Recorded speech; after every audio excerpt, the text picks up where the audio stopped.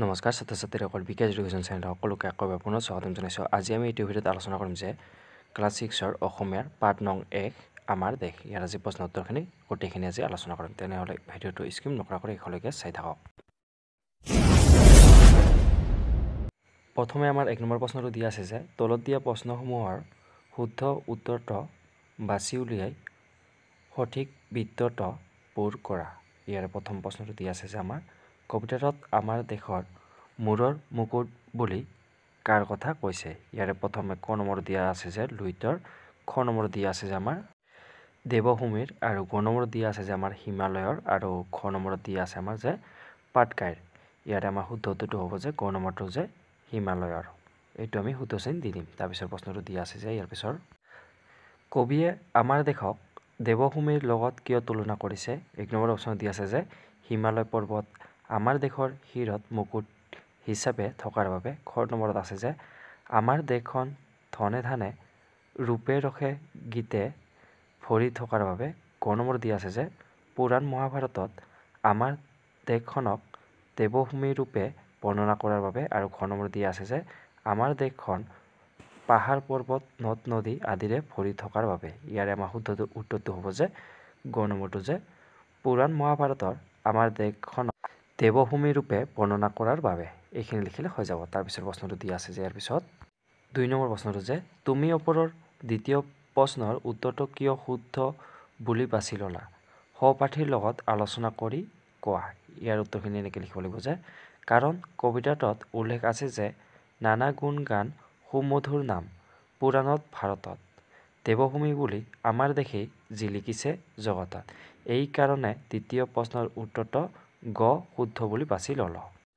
আমাৰ 3 নম্বৰ প্ৰশ্নখিনি দিয়া আছে যে তলত দিয়া প্ৰশ্নকেইটাৰ উত্তৰ লিখা। ইয়াৰে আমাৰ প্ৰথম ক নম্বৰ প্ৰশ্নটো দিয়া আছে যে কবিয়ে কোন ঠাইত অৰুণোদয় হয় বুলি উল্লেখ কৰিছে। ইয়াৰ উত্তৰখিনি লিখিম যে কবিয়ে পাটকাই পৰ্বতত অৰুণ উদয় হয় বুলি উল্লেখ কৰিছে। তাৰপিছত খ নম্বৰ প্ৰশ্নটো দিয়া আছে যে কবিয়ে অমৃতধাৰা ক'ত বৈছে বুলি কৈছে। ইয়াৰ উত্তৰখিনি লিখিম যে কবিয়ে খাচীয়া পৰ্বতত অমৃতধাৰা বৈছে বুলি কৈছে। তাৰপিছত গ নম্বৰ প্ৰশ্নটো দিয়া আছে যে কিহে অসমী আইৰ গাৰ জেউতী চৰাই।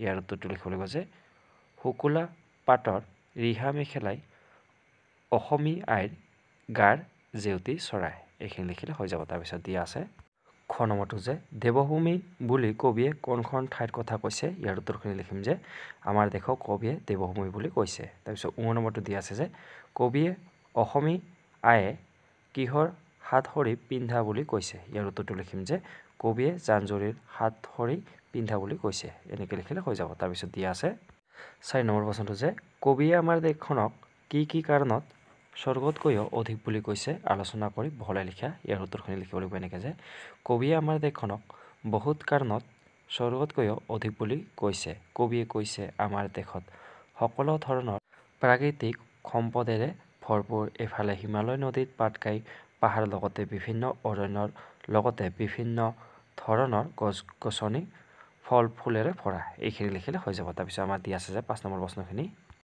কবিতা ফাঁকিৰ পৰা তলত দিয়া প্ৰশ্নকেইটাৰ উত্তৰ লিখা। ইয়াৰে দিয়া আছে যে পাটকায়ে মেলে কলা চৰিতাৰী অৰুণ উদয় তাত লুইতে পখালি চৰণ দুখনি দিয়ে ৰিয়াখনি গাত। ইয়াৰে প্ৰথম আমাৰ ক নম্বৰ প্ৰশ্নটো দিয়া আছে যে কলা চৰিতাৰী কোনে মেলে বুলি কৈছে।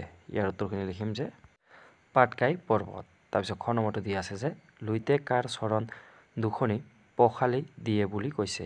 ইয়াৰ উত্তৰটো লিখিম যে অসমৰ।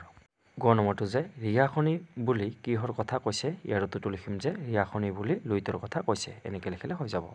তাৰপিছত আমাৰ 6 নম্বৰ প্ৰশ্নখিনি দিয়া আছে যে কবিতাটিৰ ভাৱৰ লগত সংগতি ৰাখি ক অংশৰ সৈতে খ অংশ আস্থানি মিলোৱা। আমাৰ ক অংশৰ লগত খ অংশ মিলাই দিছে। ইয়াৰে প্ৰথমটো দিয়া আছে যে আৰু ক'ত গিৰি আছে সভা কৰি আচলত নাচে তৰা।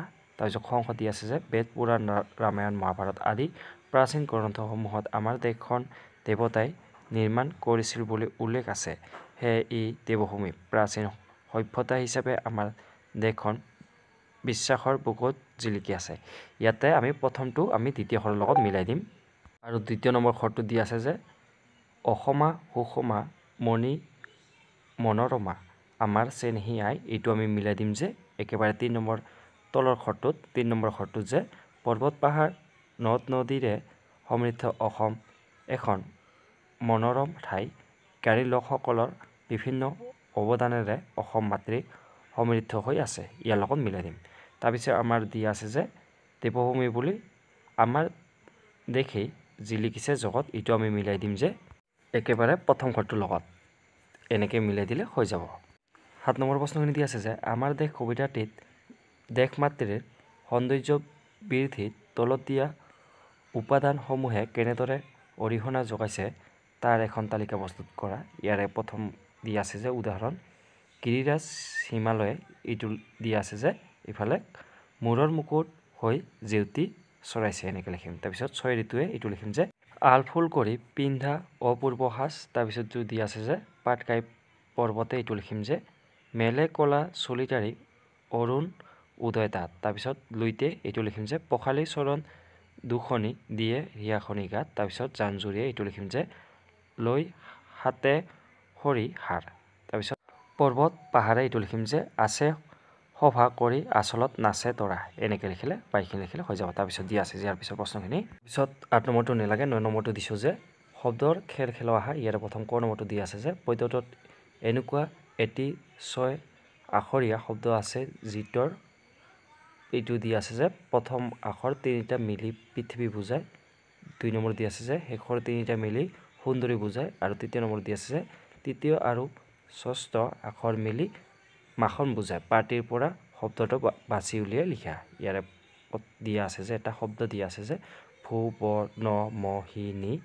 ইয়াৰে দিয়া আছে যে এতিয়া শব্দটোৰ প্ৰথম আখৰটোৰ পৰা ঔকাৰ আঁতৰাই দিলে ইয়াতে হ'ব যে প্ৰথম আৰু দ্বিতীয় আখৰ মিলি জগত বুজোৱা শব্দটো হ'ব এইটো হ'ব তাৰপিছত দিয়া আছে যে 2 নম্বৰ দিয়া আছে যে প্ৰথম দ্বিতীয় আৰু তৃতীয় আখৰ মিলি ঘৰ বুজোৱা শব্দটো হ'ব এইটো হ'ব যে ভৱন তাৰপিছত 3 নম্বৰ দিয়া আছে যে প্ৰথম আৰু শেষৰ আখৰ মিলি ভগ্নী বুজোৱা শব্দটো হ'ব এইটো হ'ব ভনী এনেকৈ বাইখিনি লিখিলে হৈ যাব তাৰপিছত দিয়া আছে ইয়াৰ পিছৰ প্ৰশ্নখিনি 10 নম্বৰ দিয়া আছে যে কবিতাটিত থকা যুগৰীয়া শব্দবোৰ বিচাৰি উলিয়াই লিখা ইয়াৰে উদাহৰণ দিয়া আছে যে ৰিহা মেখেলা জানজুৰি ৰূপে ৰখে ধন ধানে মনে চিন্তে গুণগান মণি মনোৰমা এই ঘৰকেইটাত এইকেইটা লিখি দিলে হৈ যাব তাৰপিছত দিয়া আছে যে 11 নম্বৰত শিক্ষকৰ সহায় লৈ অথবা অভিধান সমাৰ্থক শব্দকক আদি ব্যৱহাৰ কৰি তলৰ শব্দবোৰৰ সমাৰ্থক শব্দ লিখা